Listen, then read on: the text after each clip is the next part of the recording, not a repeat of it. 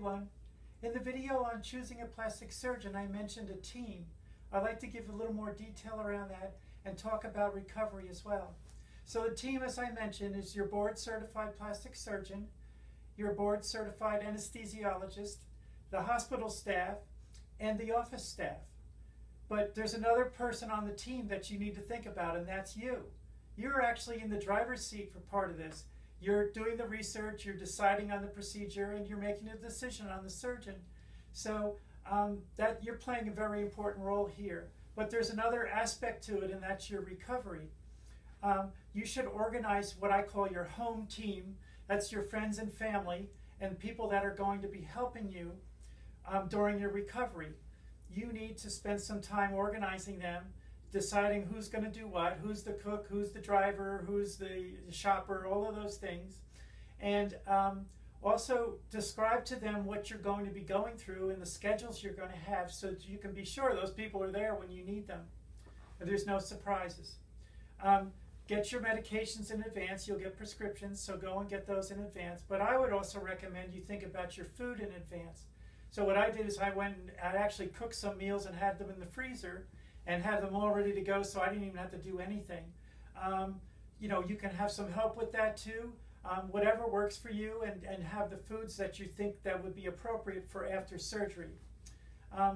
Organize the things that you'd like to do. So, you know, you may not be going out, so are you going to be watching movies? Are you going to be reading books? Are you going to do other things around the house? Get those all organized in advance. And the most important thing that I liked was picking the clothes you're going to wear when you're sitting around and relaxing. So you want something that's lightweight and loose fitting and very comfortable, you know, a pair of pajamas or so whatever it is that you want. Get those all organized ahead of time. The other thing is you should think about making lists. Everyone has checklists or sticky notes, and post the schedules that you get from the surgeon's office as to what needs to happen when. All of those things, you know, should be organized ahead of time. So there are specific things that you'll be requested during recovery to organize. You need to follow the instructions and the schedule that you're given. And the reason for that is that this has really been worked out with thousands of patients. And so everybody knows, you know, what works and what doesn't work. And so you need to follow those instructions. Take your medication as directed. That's very important.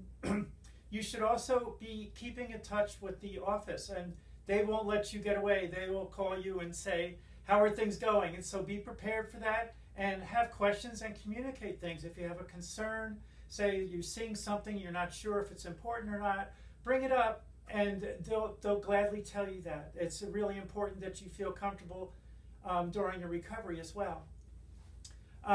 Plan for a little bit longer recovery. And what I mean by that is, you know, say the typical recovery is 6 weeks. You know, you don't want to plan a marathon on week 7, you know, because there might be things you're going to have to adjust to. So just realize that in advance. You know, things are, you know, pretty much fall within the average. So just plan on a little extra time at the end.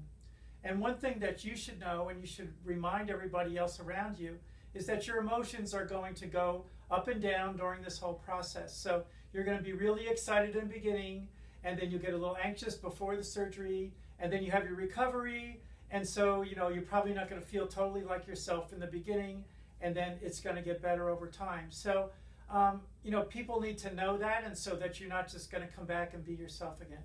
So again, as I said in the other video, ask a lot of questions and communicate, and I hope that these suggestions lead to a better recovery for you.